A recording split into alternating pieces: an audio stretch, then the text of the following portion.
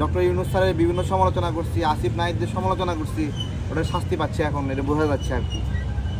লাভ loss কি, বকা দিছি, তারা তাদের সমালোচনা করছি, একটু খোঁচাইছি, এখন তার ফল পাচ্ছি আমরা আর কি। তো অনেক দিন ধরে নির্বাচন কমিশনে ঘুরতেছি, এখন থাকে না, আওয়ামী লীগের শাসন আমল থেকেই দলের নিবন্ধনের জন্য ঘুরতেছি।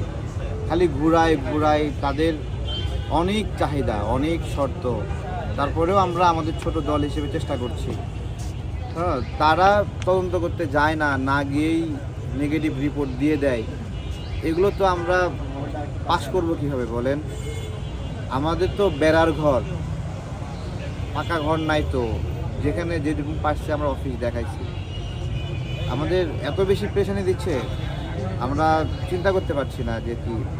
এই নির্বাচন কমিশন তারাই তো এনআইডি কার্ড দেয়, রোহিঙ্গাদের এনআইডি দিছে না, কারা দিছে? সৌদি আরবে 80,000 রোহিঙ্গা আছে, বাংলাদেশকে চাপ দিছে তাদেরকে পাসপোর্ট দেওয়ার জন্য। তারা এই ইলেকশন কমিশন থেকে এনআইডি নিয়ে গেছে। কে দিছে? আমাদের ইমানি পরীক্ষা নেয়, আমাদের ইমানি পরীক্ষা নিচ্ছে ইলেকশন কমিশন। অদ্ভুত।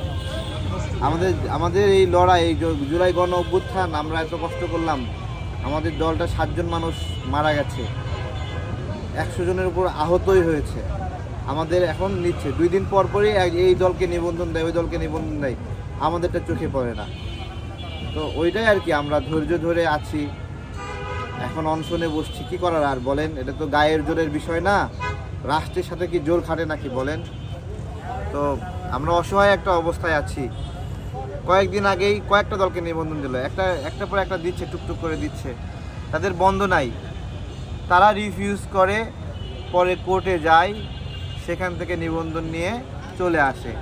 তাহলে কোর্ট আজকে যে 10টা সংগঠনকে নিবন্ধনের আদেশ দিছে, তারা যে নিবন্ধন দিছে তার মানে কি তাদের তদন্ত সঠিক না, তাদের বিচার সঠিক ছিল না? তাহলে কোর্টের বিচার ভুল বা তাদের বিচার ভুল?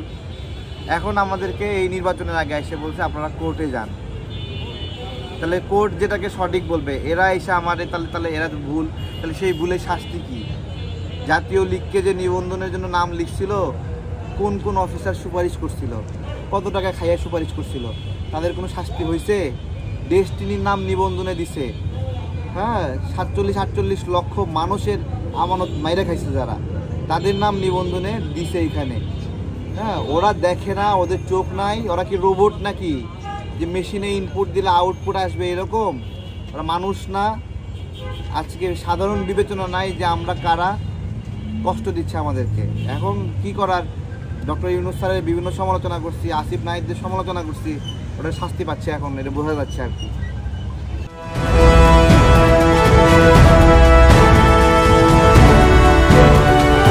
জনতা টিভি, জনগণের আয়না।